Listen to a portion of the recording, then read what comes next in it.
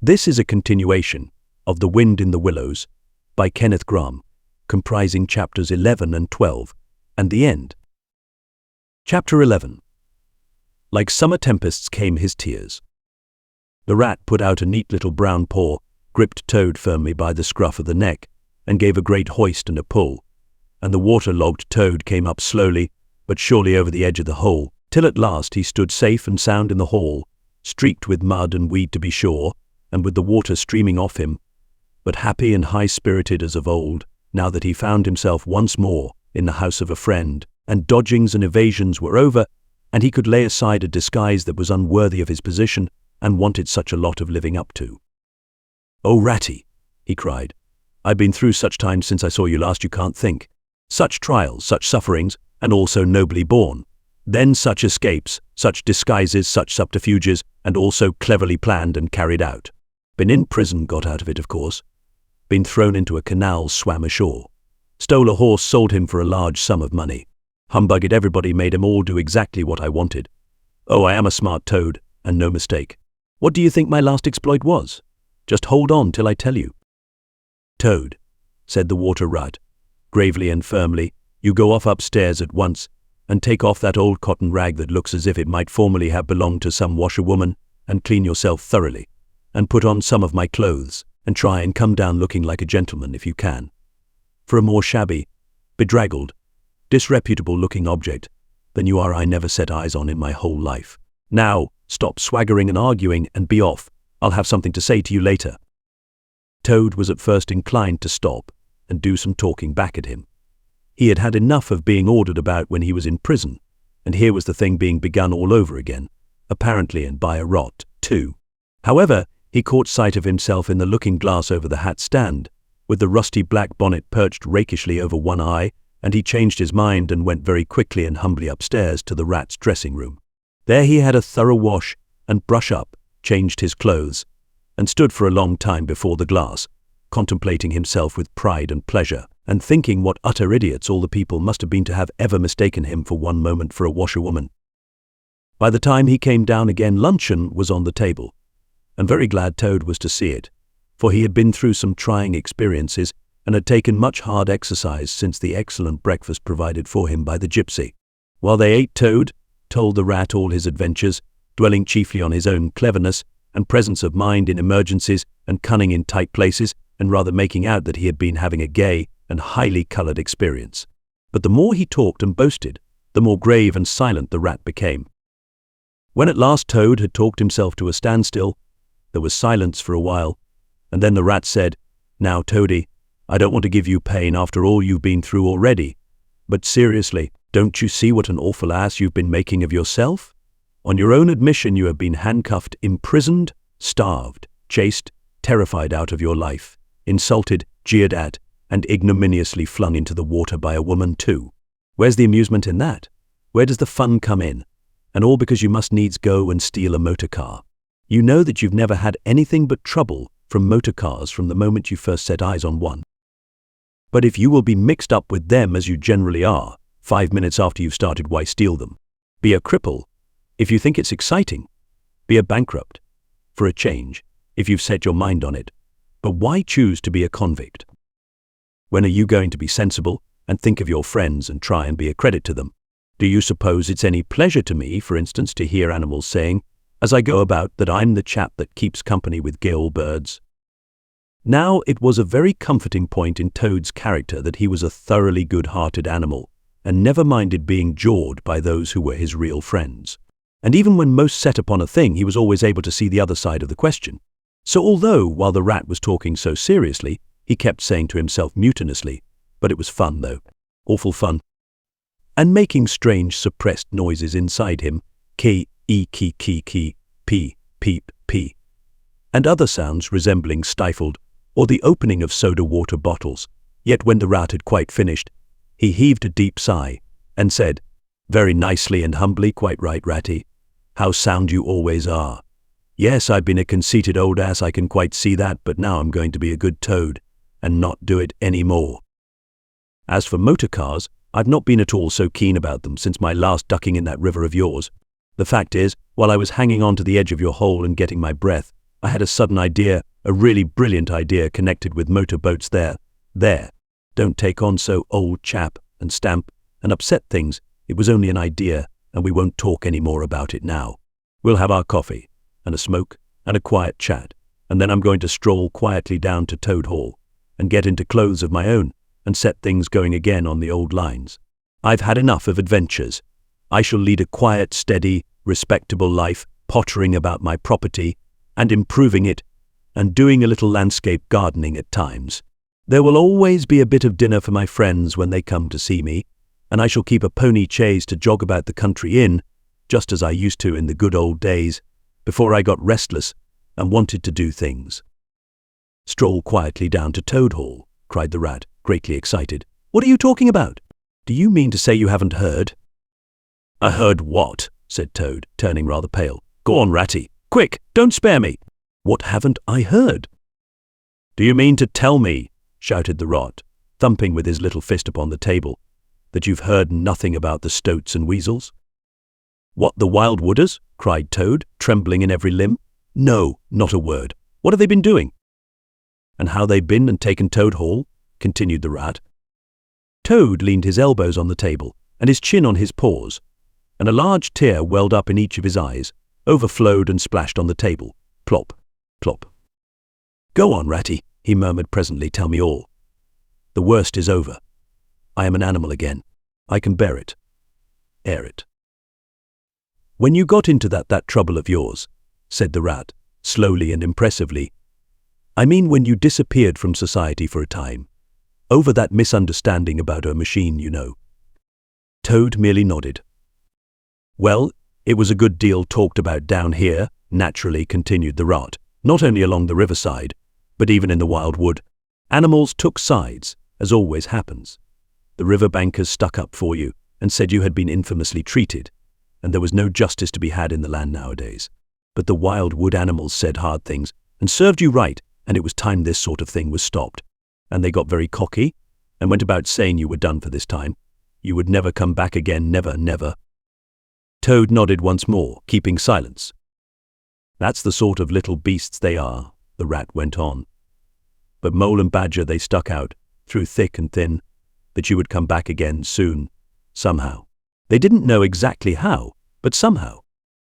Toad began to sit up in his chair again, and to smirk a little. They argued from history, continued the rat.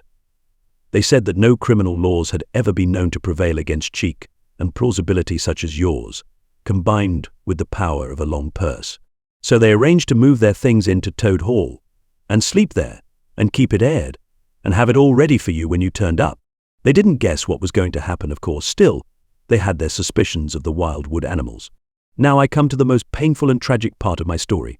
One dark night, it was a very dark night, and blowing hard too, and raining simply cats and dogs, a band of weasels, armed to the teeth, crept silently up the carriage drive to the front entrance. Simultaneously, a body of desperate ferrets, advancing through the kitchen garden, possessed themselves of the backyard and offices, while a company of skirmishing stoats who stuck at nothing occupied the conservatory and the billiard room, and held the French windows opening onto the lawn. The Mole and the Badger were sitting by the fire in the smoking room, telling stories and suspecting nothing, for it wasn't a night for any animals to be out in, when those bloodthirsty villains broke down the doors and rushed in upon them from every side. They made the best fight they could, but what was the good? They were unarmed and taken by surprise, and what can two animals do against hundreds? They took and beat them severely with sticks, those two poor faithful creatures, and turned them out into the cold and the wet, with many insulting and uncalled for remarks. Here the unfeeling Toad broke into a snigger, and then pulled himself together and tried to look particularly solemn. And the wild wooders have been living in Toad Hall ever since, continued the rat, and going on simply anyhow, lying in bed half the day, and breakfast at all hours, and the place in such a mess, I'm told it's not fit to be seen. Eating your grub, and drinking your drink, and making bad jokes about you, and singing vulgar songs about prisons and magistrates, and policemen, horrid personal songs, with no humour in them. And they're telling the tradespeople and everybody that they've come to stay for good. Oh, have they? Said Toad, getting up and seizing a stick. I'll jolly soon see about that. It's no good, Toad, called the rat after him. "You'd better come back and sit down, you'll only get into trouble." But the toad was off, and there was no holding him. He marched rapidly down the road, his stick over his shoulder, fuming and muttering to himself in his anger, till he got near his front gate, when suddenly there popped up from behind the palings a long yellow ferret with a gun. "Who comes there?" said the ferret sharply. "Stuff and nonsense," said Toad very angrily. "What do you mean by talking like that to me? Come out of that at once, or I'll S.E." The ferret said never a word, but he brought his gun up to his shoulder. Toad prudently dropped flat in the road, and bang, a bullet whistled over his head. The startled Toad scrambled to his feet and scampered off down the road as hard as he could, and as he ran he heard the ferret laughing and other horrid, thin, little laughs taking it up and carrying on the sound. He went back, very crestfallen, and told the water rat. "What did I tell you?" said the rat. "It's no good. They've got sentries posted, and they are all armed. You must just wait." Still, Toad was not inclined to give in all at once, so he got out the boat and set off rowing up the river to where the garden front of Toad Hall came down to the waterside. Arriving within sight of his old home, he rested on his oars and surveyed the land cautiously. All seemed very peaceful and deserted and quiet. He could see the whole front of Toad Hall, glowing in the evening sunshine, the pigeons settling by twos and threes along the straight line of the roof, the garden, a blaze of flowers, the creek that led up to the boathouse, the little wooden bridge that crossed it, all tranquil, uninhabited, apparently waiting for his return. He would try the boathouse first, he thought. Very warily he paddled up to the mouth of the creek and was just passing under the bridge when, crash, a great stone dropped from above, smashed through the bottom of the boat. It filled and sank, and Toad found himself struggling in deep water. Looking up, he saw two stoats leaning over the parapet of the bridge and watching him with great glee. "It will be your head next time, Toady," they called out to him. The indignant Toad swam to shore, while the stoats laughed and laughed, supporting each other, and laughed again, till they nearly had two fits, that is, one fit each, of course. The Toad retraced his weary way on foot and related his disappointing experiences to the water rat once more. "Well, what did I tell you?" said the rat very crossly. "And now, look here, see what you've been and done. Lost me my boat that I was so fond of, that's what you've done. And simply ruined that nice suit of clothes that I lent you. Really, Toad, of all the trying animals, I wonder you managed to keep any friends at all." The Toad saw at once how wrongly and foolishly he had acted. He admitted his errors and wrong-headedness and made a full apology to Rat for losing his boat and spoiling his clothes. And he wound up by saying, with that frank self-surrender which always disarmed his friends' criticism and won them back to his side, "Ratty, I see that I have been a headstrong and a willful Toad. Henceforth, believe me, I will be humble and submissive, and will take no action without your kind advice and full approval." "If that is really so," said the good-natured Rat, already appeased, "then my advice to you is, considering the lateness of the hour, to sit down and have your supper, which will be on the table in a minute, and be very patient. For I am convinced that we can do nothing until we have seen the Mole and the Badger, and heard their latest news, and held conference and taken their advice in this difficult matter." "Oh, yes, of course, the Mole and the Badger," said Toad, lightly. "What's become of them, the dear fellows? I had forgotten all about them." "Well, may you ask?" said the Rat reproachfully. "While you were riding about the country in expensive motor cars, and galloping proudly on blood horses, and breakfasting on the fat of the land, those two poor devoted animals have been camping out in the open, in every sort of weather, living very rough by day and lying very hard by night, watching over your house, patrolling your boundaries, keeping a constant eye on the stoats and the weasels, scheming and planning and contriving how to get your property back for you. You don't deserve to have such true and loyal friends, Toad. You don't, really. Someday, when it's too late, you'll be sorry you didn't value them more while you had them." "I'm an ungrateful beast, I know," sobbed Toad, shedding bitter tears. "Let me go out and find them, out into the cold, dark night, and share their hardships, and try and prove by hold on a bit. Surely I heard the chink of dishes on a tray. Supper's here at last, hooray. Come on, Ratty." The Rat remembered that poor Toad had been on prison fare for a considerable time, and that large allowances had therefore to be made.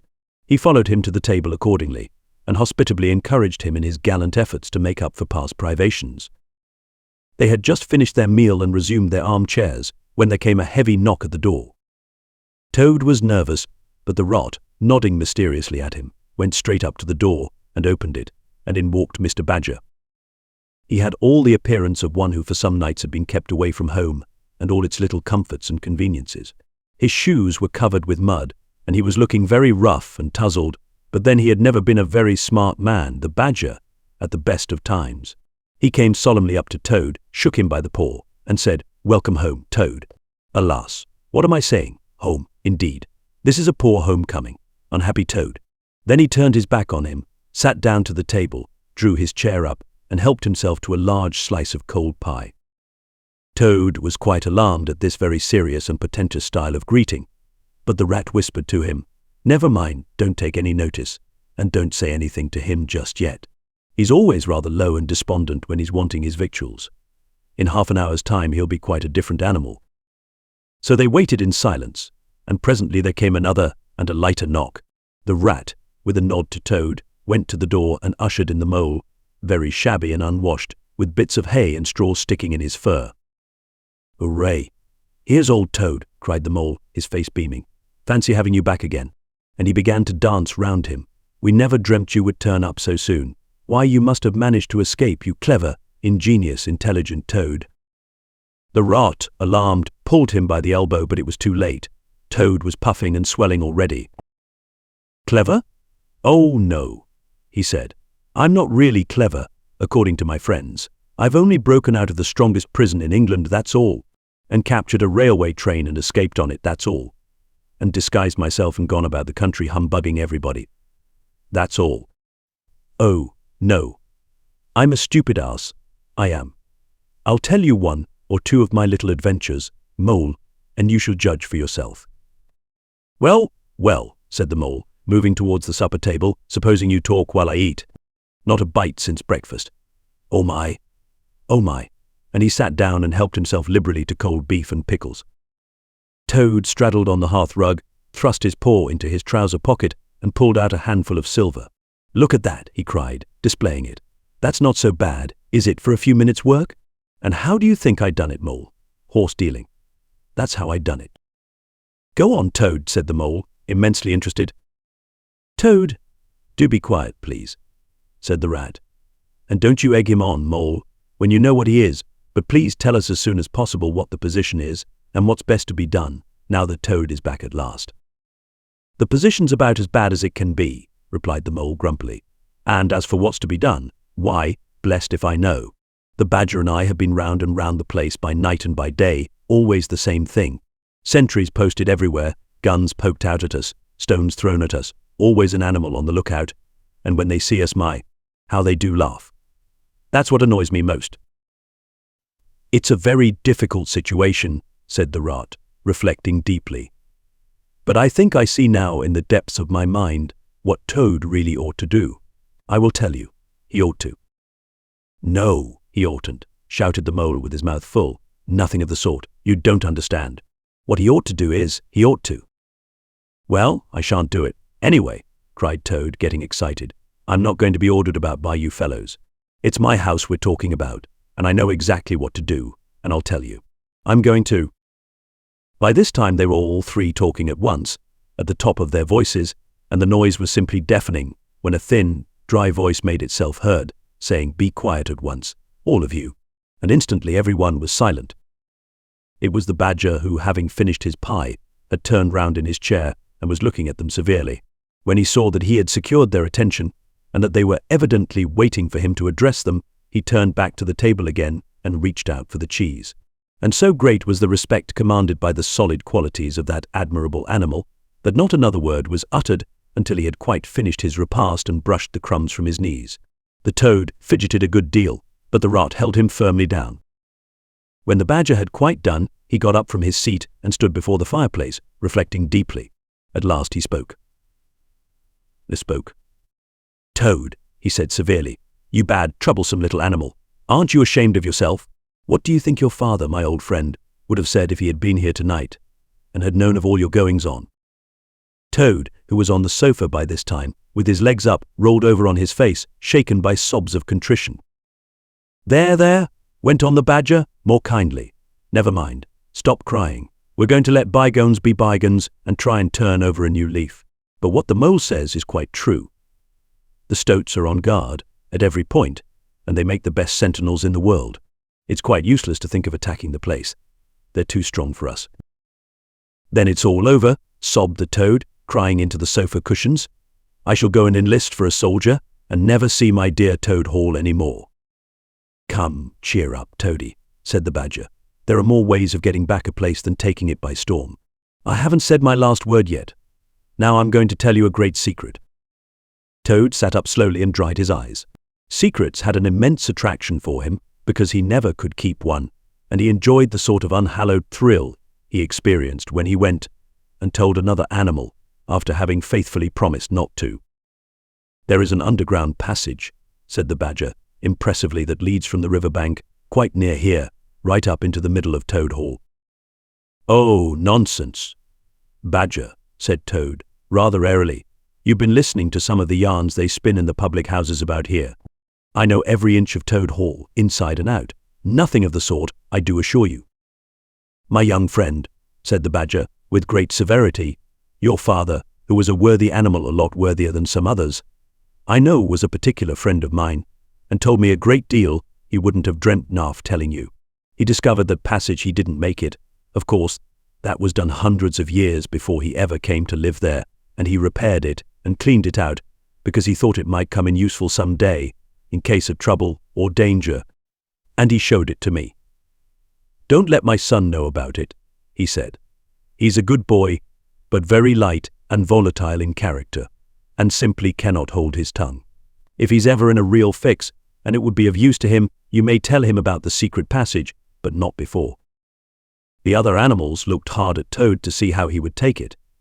Toad was inclined to be sulky at first, but he brightened up immediately, like the good fellow he was. Well, he said, perhaps I am a bit of a talker. A popular fellow such as I am, my friends get round me, we chaff, we sparkle, we tell witty stories, and somehow my tongue gets wagging. I have the gift of conversation. I've been told I ought to have a salon, whatever that may be. Never mind. Go on, Badger. How's this passage of yours going to help us? I found out a thing or two lately, continued the Badger. I got Otter to disguise himself as a sweep and call at the back door with brushes over his shoulder, asking for a job. There's going to be a big banquet tomorrow night. It's somebody's birthday, the chief weasels, I believe, and all the weasels will be gathered together in the dining hall, eating and drinking and laughing and carrying on, suspecting nothing. No guns, no swords, no sticks, no arms of any sort whatever. But the sentinels will be posted as usual, remarked the rat. Exactly, said the badger. That is my point. The weasels will trust entirely to their excellent sentinels, and that is where the passage comes in. That very useful tunnel leads right up under the butler's pantry, next to the dining hall. Aha, that squeaky board in the butler's pantry, said Toad. Now I understand it. We shall creep out quietly into the butler's pantry, cried the mole. With our pistols and swords and sticks, shouted the rat. And rush in upon them, said the badger. And whack him, and whack him, and whack him, cried the toad in ecstasy, running round and round the room and jumping over the chairs. Very well then, said the badger, resuming his usual dry manner. Our plan is settled, and there's nothing more for you to argue and squabble about. So, as it's getting very late, all of you go right off to bed at once. We will make all the necessary arrangements in the course of the morning tomorrow. Toad, of course, went off to bed dutifully. With the rest he knew better than to refuse, though he was feeling much too excited to sleep. But he had had a long day, with many events crowded into it, and sheets and blankets were very friendly and comforting things, after plain straw, and not too much of it, spread on the stone floor of a draughty cell, and his head had not been many seconds on his pillow before he was snoring happily. Naturally, he dreamt a good deal about roads that ran away from him just when he wanted them, and canals that chased him and caught him, and a barge that sailed into the banqueting hall with his week's washing, just as he was giving a dinner party, and he was alone in the secret passage, pushing onwards, but it twisted and turned round and shook itself, and sat up on its end, yet somehow, at the last, he found himself back in Toad Hall, safe and triumphant, with all his friends gathered round about him, earnestly assuring him that he really was a clever toad. He slept till a late hour next morning, and by the time he got down he found that the other animals had finished their breakfast some time before. The mole had slipped off somewhere by himself, without telling anyone where he was going to. The badger sat in the armchair, reading the paper, and not concerning himself in the slightest about what was going to happen that very evening.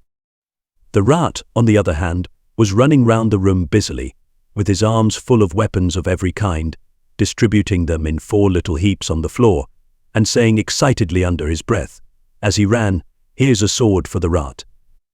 Here's a sword for the mole. Here's a sword for the toad. Here's a sword for the badger. Here's a pistol for the rat. Here's a pistol for the mole. Here's a pistol for the toad. Here's a pistol for the badger," and so on, in a regular, rhythmical way, while the 4 little heaps gradually grew and grew. "That's all very well, rat," said the badger presently, looking at the busy little animal over the edge of his newspaper. "I'm not blaming you, but just let us once get past the stoats, with those detestable guns of theirs, and I assure you we shan't want any swords or pistols. We 4, with our sticks, once we're inside the dining hall, why, we shall clear the floor of all the lot of them in 5 minutes. I'd have done the whole thing by myself, only I didn't want to deprive you fellows of the fun." "It's as well to be on the safe side," said the rat reflectively, polishing a pistol barrel on his sleeve and looking along it. The toad, having finished his breakfast, picked up a stout stick and swung it vigorously, belabouring imaginary animals. "I'll learn 'em to steal my house," he cried. "I'll learn 'em, I'll learn 'em." "Don't say learn 'em, toad," said the rat, greatly shocked. "It's not good English." "What are you always nagging a toad for?" inquired the badger, rather peevishly. "What's the matter with his English? It's the same what I use myself, and if it's good enough for me, it ought to be good enough for you." "I'm very sorry," said the rat humbly. "Only I think it ought to be teach him, not learn him." "But we don't want to teach him," replied the badger. "We want to learn him, and what's more, we're going to do it too." "Oh, very well, have it your own way," said the rat. He was getting rather muddled about it himself, and presently he retired into a corner, where he could be heard muttering, "Learn him, teach him, learn him," till the badger told him rather sharply to leave off.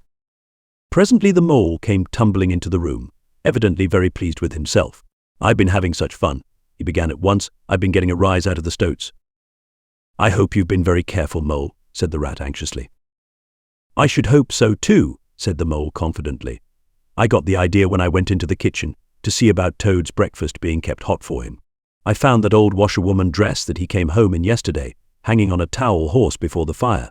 So I put it on, and the bonnet as well, and the shawl, and off I went to Toad Hall, as bold as you please. The sentries were on the lookout, of course, with their guns and their who comes there, and all the rest of their nonsense. 'Good morning, gentlemen,' says I, very respectful. 'Want any washing done today?' They looked at me very proud and stiff and haughty, and said, 'Go away, washerwoman.' 'We don't do any washing on duty.' 'Or any other time?' says I. 'Ho, ho, ho, wasn't I funny, Toad?' 'Poor, frivolous animal,' said Toad, very loftily. The fact is, he felt exceedingly jealous of Mole for what he had just done. It was exactly what he would have liked to have done himself, if only he had thought of it first and hadn't gone and overslept himself. Some of the stoats turned quite pink, continued the Mole, and the sergeant in charge. He said to me, very short, he said, 'Now run away, my good woman, run away. I don't keep my men idling and talking on their posts. Run away.' Says I, 'It won't be me that'll be running away in a very short time from now.' 'Oh, Moly, how could you?' said the rat, dismayed. The badger laid down his paper. I could see them pricking up their ears and looking at each other, went on the Mole, and the sergeant said to them, 'Never mind her, she doesn't know what she's talking about.' 'Oh, don't I?' said I. 'Well, let me tell you this. My daughter, she washes for Mr. Badger, and that'll show you whether I know what I'm talking about. And I'll know pretty soon, too. 100 bloodthirsty badgers, armed with rifles, are going to attack Toad Hall this very night, by way of the paddock. 6 boatloads of rats, with pistols and cutlasses, will come up the river and effect a landing in the garden, while a picked body of toads, known as the die-hards or the death or glory toads, will storm the orchard and carry everything before them, yelling for vengeance. There won't be much left of you to wash by the time they've done with you, unless you clear out while you have the chance.' Then I ran away, and when I was out of sight I hid, and presently I came creeping back along the ditch, and took a peep at them through the hedge. They were all as nervous and flustered as could be, running all ways at once, and falling over each other, and every one giving orders to everybody else, and not listening. And the sergeant kept sending off parties of stoats to distant parts of the grounds, and then sending other fellows to fetch him back again, and I heard them saying to each other, "That's just like the weasels, they're to stop comfortably in the banqueting hall, and have feasting and toasts and songs and all sorts of fun, while we must stay on guard in the cold and the dark, and in the end be cut to pieces by bloodthirsty badgers." "Oh, you silly ass mole," cried Toad, "you've been and spoilt everything." "Mole," said the badger, in his dry, quiet way, "I perceive you have more sense in your little finger than some other animals have in the whole of their fat bodies. You have managed excellently, and I begin to have great hopes of you. Good mole. Clever mole." The Toad was simply wild with jealousy, more especially as he couldn't make out for the life of him what the mole had done that was so particularly clever. But fortunately for him, before he could show temper or expose himself to the badger's sarcasm, the bell rang for luncheon. It was a simple but sustaining meal: bacon and broad beans, and a macaroni pudding, and when they had quite done, the badger settled himself into an armchair and said, "Well, we've got our work cut out for us tonight, and it will probably be pretty late before we're quite through with it, so I'm just going to take 40 winks while I can." And he drew a handkerchief over his face and was soon snoring.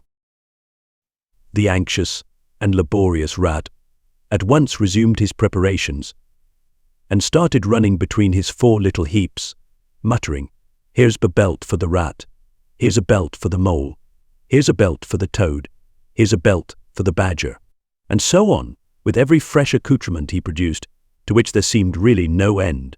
So the mole drew his arm through Toad's, led him out into the open air, shoved him into a wicker chair, and made him tell him all his adventures from beginning to end, which Toad was only too willing to do. The mole was a good listener, and Toad, with no one to check his statements or to criticize, in an unfriendly spirit, rather let himself go. Indeed, much that he related belonged more properly to the category of what might have happened, had I only thought of it in time, instead of 10 minutes afterwards. Those are always the best and the raciest adventures, and why should they not be truly ours, as much as the somewhat inadequate things that really come off? Chapter 12. The Return of Ulysses. When it began to grow dark, the rat, with an air of excitement and mystery, summoned them back into the parlor, stood each of them up alongside of his little heap, and proceeded to dress them up for the coming expedition.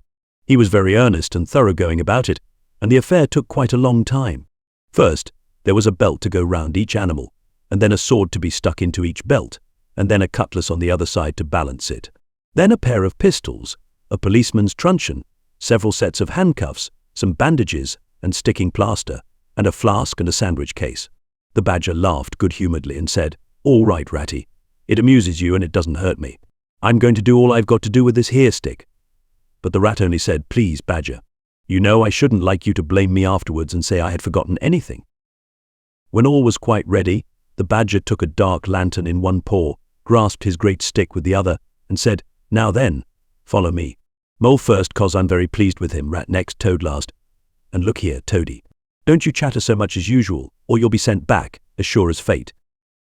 The Toad was so anxious not to be left out that he took up the inferior position assigned to him without a murmur, and the animals set off. The badger led them along by the river for a little way, and then suddenly swung himself over the edge into a hole in the river bank, a little above the water. The mole and the rat followed silently, swinging themselves successfully into the hole as they had seen the badger do, but when it came to Toad's turn, of course he managed to slip and fall into the water with a loud splash and a squeal of alarm. He was hauled out by his friends, rubbed down and wrung out hastily, comforted and set on his legs, but the badger was seriously angry, and told him that the very next time he made a fool of himself, he would most certainly be left behind. So at last they were in the secret passage, and the cutting-out expedition had really begun. It was cold and dark and damp and low and narrow, and poor Toad began to shiver, partly from dread of what might be before him, partly because he was wet through. The lantern was far ahead, and he could not help lagging behind a little in the darkness. Then he heard the rat call out warningly, "Come on, Toad," and a terror seized him of being left behind, alone in the darkness, and he came on with such a rush that he upset the rat into the mole and the mole into the badger, and for a moment all was confusion. The badger thought they were being attacked from behind, and, as there was no room to use a stick or a cutlass, drew a pistol, and was on the point of putting a bullet into Toad. When he found out what had really happened, he was very angry indeed, and said, "Now this time the tiresome Toad shall be left behind." But Toad whimpered, and the other two promised that they would be answerable for his good conduct. And at last the Badger was pacified, and the procession moved on, only this time the Rat brought up the rear, with a firm grip on the shoulder of Toad.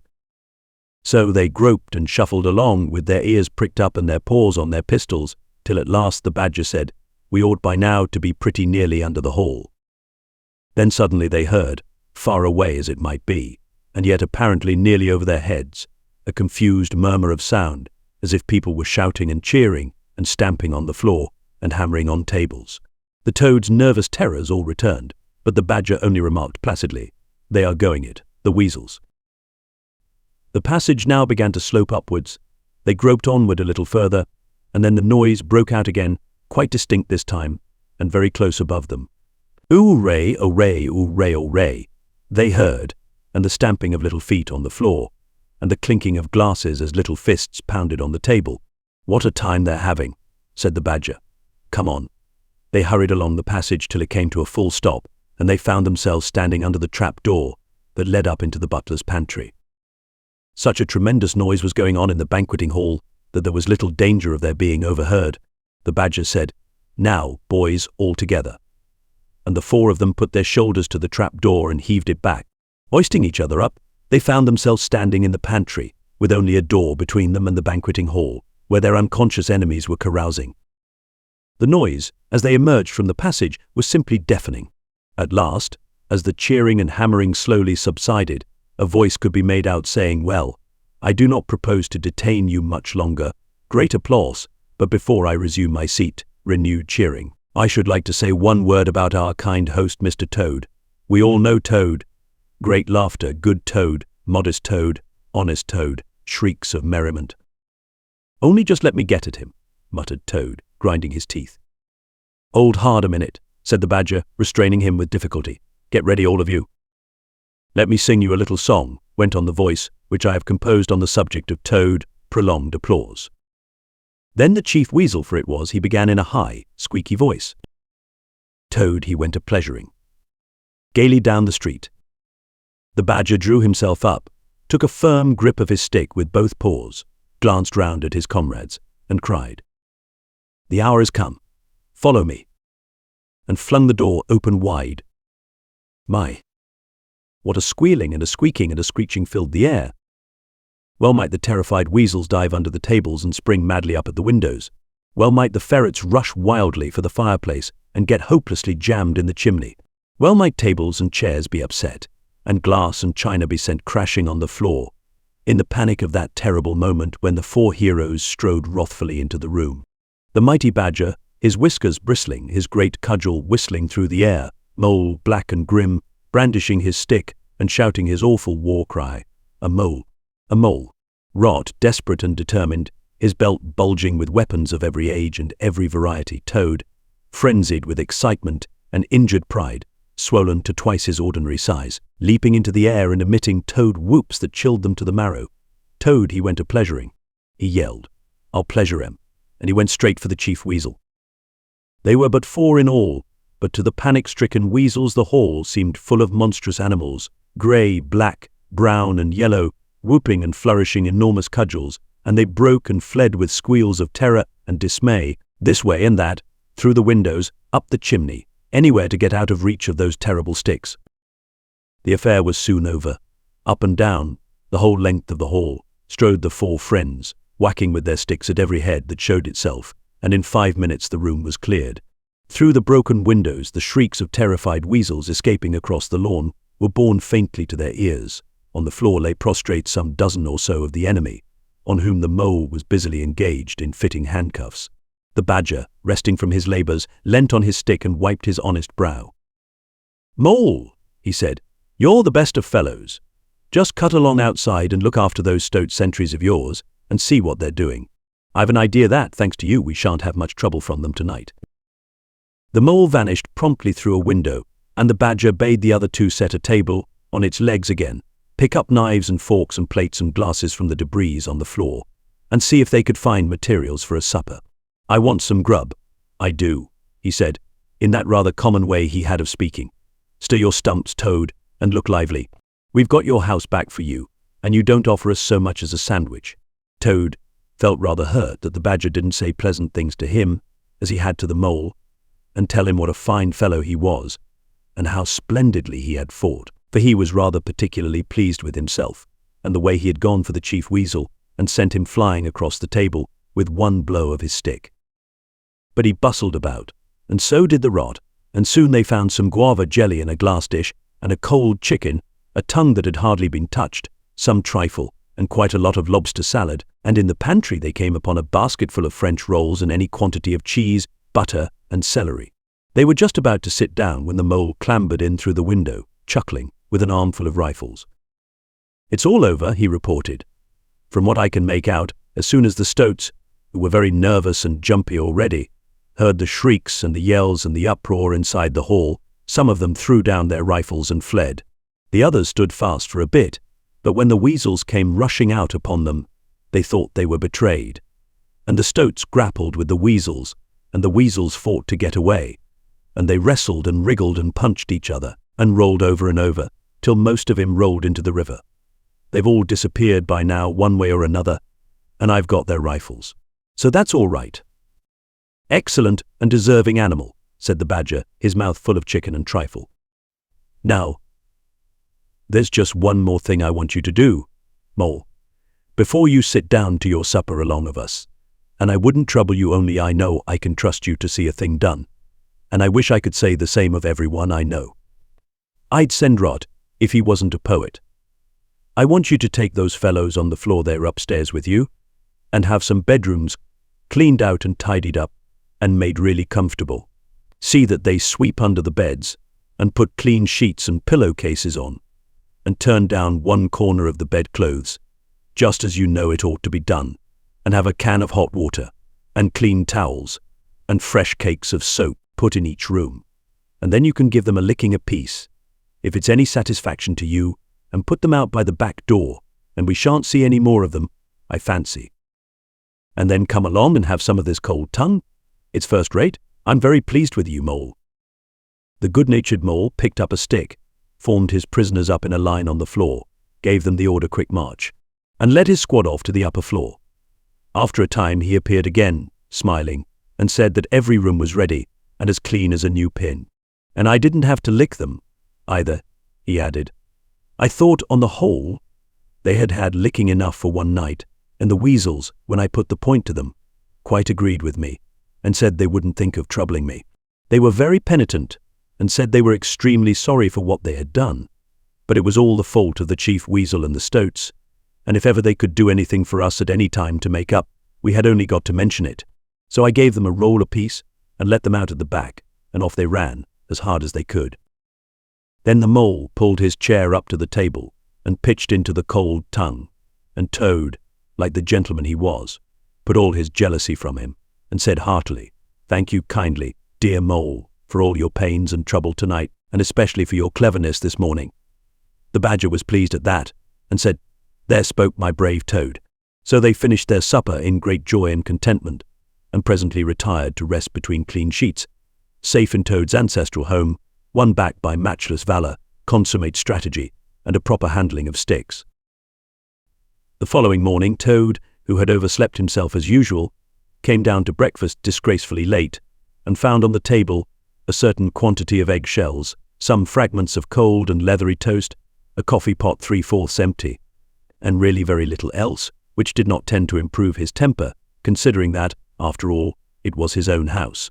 Through the French windows of the breakfast room, he could see the Mole and the Water Rat sitting in wicker chairs out on the lawn, evidently telling each other stories, roaring with laughter and kicking their short legs up in the air.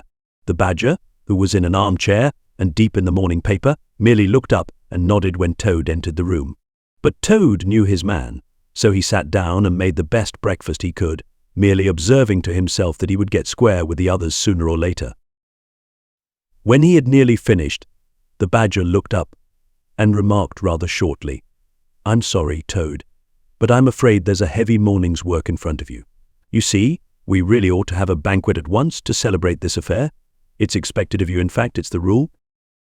"Oh, all right," said the Toad readily. "Anything to oblige. Though why on earth you should want to have a banquet in the morning I cannot understand. But you know I do not live to please myself, but merely to find out what my friends want, and then try and arrange it for him, you dear old Badger." "Don't pretend to be stupider than you really are," replied the Badger crossly, "and don't chuckle and splutter in your coffee while you're talking. It's not manners. What I mean is, the banquet will be at night, of course, but the invitations will have to be written and got off at once, and you've got to write in. Now, sit down at that table, there's stacks of letter paper on it, with Toad Hall at the top in blue and gold, and write invitations to all our friends, and if you stick to it we shall get them out before luncheon. And I'll bear a hand, too, and take my share of the burden. I'll order the banquet." "What?" cried Toad, dismayed. "Me stop indoors and write a lot of rotten letters on a jolly morning like this, when I want to go around my property, and set everything and everybody to rights, and swagger about, and enjoy myself? Certainly not. I'll see you stop a minute, though. Why, of course, dear Badger. What is my pleasure or convenience compared with that of others? You wish it done, and it shall be done. Go, Badger, order the banquet, order what you like, then join our young friends outside in their innocent mirth, oblivious of me and my cares and toils. I sacrifice this fair morning on the altar of duty and friendship." The Badger looked at him very suspiciously, but Toad's frank, open countenance made it difficult to suggest any unworthy motive in this change of attitude. He quitted the room, accordingly, in the direction of the kitchen, and as soon as the door had closed behind him, Toad hurried to the writing table. A fine idea had occurred to him while he was talking. He would write the invitations, and he would take care to mention the leading part he had taken in the fight, and how he had laid the Chief Weasel flat, and he would hint at his adventures, and what a career of triumph he had to tell about, and on the fly leaf he would set out a sort of a program of entertainment for the evening, something like this, as he sketched it out in his head. Speech by Todd. There will be other speeches by Todd during the evening. Address by Todd. A sin or peace, our prison system, the waterways of old England horse dealing, and how to deal property, its rights and its duties back to the land, a typical English squire. Song by Todd. Composed by himself. Other compositions by Todd. Will be sung in the course of the evening by the composer. The idea pleased him mightily, and he worked very hard and got all the letters finished by noon, at which hour it was reported to him that there was a small and rather bedraggled weasel at the door, inquiring timidly whether he could be of any service to the gentleman. Toad swaggered out, and found it was one of the prisoners of the previous evening, very respectful and anxious to please. He patted him on the head, shoved the bundle of invitations into his paw, and told him to cut along quick and deliver them as fast as he could, and if he liked to come back again in the evening, perhaps there might be a shilling for him, or, again, perhaps there mightn't, and the poor weasel seemed really quite grateful, and hurried off eagerly to do his mission. When the other animals came back to luncheon, very boisterous and breezy after a morning on the river, the mole, whose conscience had been pricking him, looked doubtfully at Toad, expecting to find him sulky or depressed. Instead, he was so uppish and inflated that the mole began to suspect something, while the rat and the Badger exchanged significant glances. As soon as the meal was over, Toad thrust his paws deep into his trouser pockets, remarked casually, "Well, look after yourselves, you fellows. Ask for anything you want," and was swaggering off in the direction of the garden, where he wanted to think out an idea or two for his coming speeches, when the rat caught him by the arm. Toad rather suspected what he was after, and did his best to get away, but when the Badger took him firmly by the other arm he began to see that the game was up. The two animals conducted him between them into the small smoking room that opened out of the entrance hall, shut the door, and put him into a chair. Then they both stood in front of him, while Toad sat silent and regarded them with much suspicion and ill humor. "Now, look here, Toad," said the rat. "It's about this banquet, and very sorry I am to have to speak to you like this. But we want you to understand clearly, once and for all, that there are going to be no speeches and no songs. Try and grasp the fact that on this occasion we're not arguing with you, we're just telling you." Toad saw that he was trapped. They understood him, they saw through him, they had got ahead of him. His pleasant dream was shattered. "Mayn't I sing them just one little song?" he pleaded piteously. "No, not one little song," replied the rat firmly, though his heart bled as he noticed the trembling lip of the poor, disappointed Toad. "It's no good, Toady. You know well that your songs are all conceit and boasting and vanity, and your speeches are all self-praise and unwell and gross exaggeration and gas," put in the Badger in his common way. "It's for your own good," Toady went on the rod. "You know you must turn over a new leaf sooner or later, and now seems a splendid time to begin, a sort of turning point in your career. Please don't think that saying all this doesn't hurt me more than it hurts you." Toad remained a long while plunged in thought. At last he raised his head, and the traces of strong emotion were visible on his features. "You have conquered, my friends," he said in broken accents. "It was, to be sure, but a small thing that I asked mere leave to blossom and expand for yet one more evening, to let myself go and hear the tumultuous applause that always seems to me somehow to bring out my best qualities. However, you are right, I know, and I am wrong. Henceforth I will be a very different Toad. My friends, you shall never have occasion to blush for me again. But oh dear, this is a hard world." And pressing his handkerchief to his face, he left the room with faltering footsteps. "Badger," said the rod, "I feel like a brute. I wonder what you feel like."